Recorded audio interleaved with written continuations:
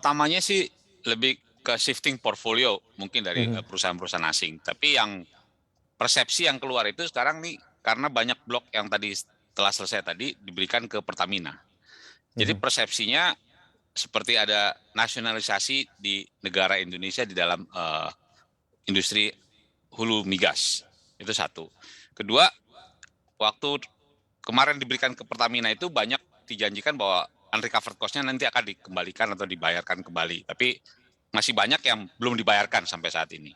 Jadi persepsi untuk nasionalisasi itu yang tumbuh sekarang di para investor tadi.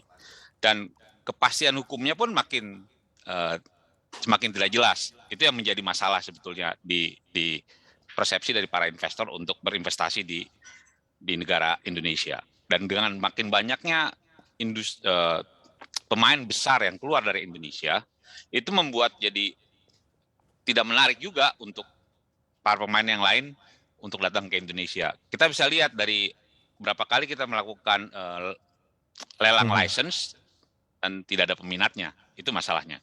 Dari pemain-pemain besar atau pemain-pemain kecil atau regional pun untuk datang ke Indonesia untuk berinvestasi. Selain dari persepsi bahwa ada nasionalisasi di Indonesia, fiskal regimenya pun masih belum eh, tidak menarik dibandingkan negara-negara yang lain.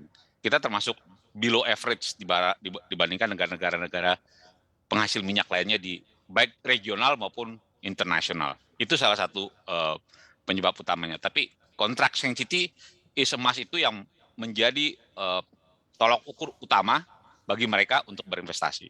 Itu kira-kira yang saya bisa Mhm, kasih gambaran. baik. Ini Mendampaknya menarik sekali. ekosistemnya nggak akan jalan. Mhm, mhm. Ternyata memang masih banyak permasalahan begitu ya Pak Tumbur. Ini mau langsung saya tanyakan kembali ke Pak Dwi ini terkait dengan, iklim investasi begitu karena tentu ini dari, Ya, eee, penjelasan Pak Tumbur ditambah dengan, beberapa pihak juga mengatakan iklim investasi di negara lain katanya lebih menarik begitu Pak, sehingga membuat mereka memilih meninggalkan ya. Indonesia. Sejauh mana sebenarnya upaya dari SKK Migas dan pemerintah selama ini untuk membuat investor terutama untuk, major IOC ini stay dan tidak keluar lagi begitu dari proyek hulu di tanah air?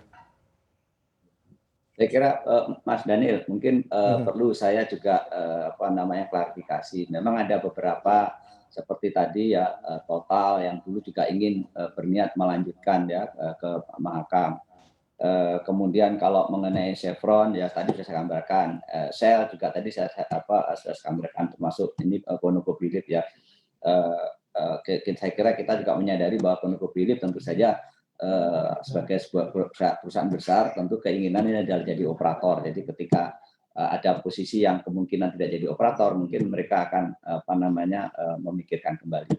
Tetapi kita tahu bahwa, banyak pemain-pemain global yang, ada yang keluar, tapi pemain global yang baru juga banyak muncul. Dan saat ini kita tahu bahwa Eni sangat agresif ya, Eni Itali, gitu.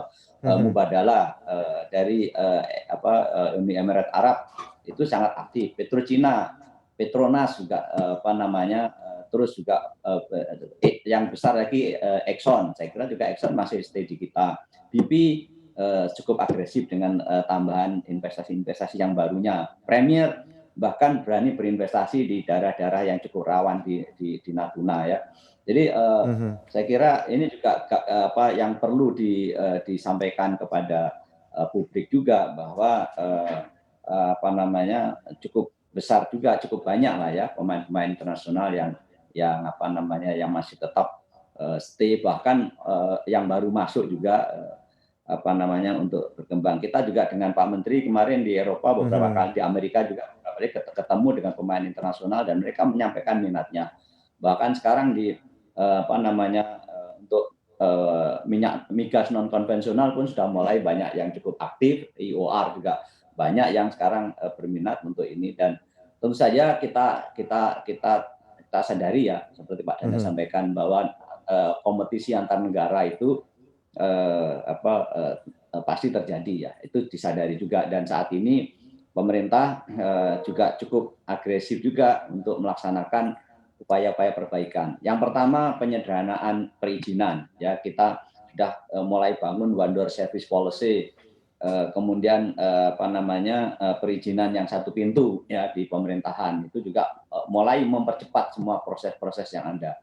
Dan kita selalu laporkan bagaimana waktu perizinan yang terjadi di masing-masing institusi. Dari sisi fiskal term tadi yang Mas Guntur sampaikan, ini juga sekarang sudah mulai lebih fleksibel ya, baik cost recovery, gross split, demikian juga berkaitan dengan masalah split ya bagian negara. Sekarang pun juga tidak terlalu kaku memegang bagian negara untuk minyak harus sekian, gas sekian, sangat dilihat keekonomian dari masing-masing sumber.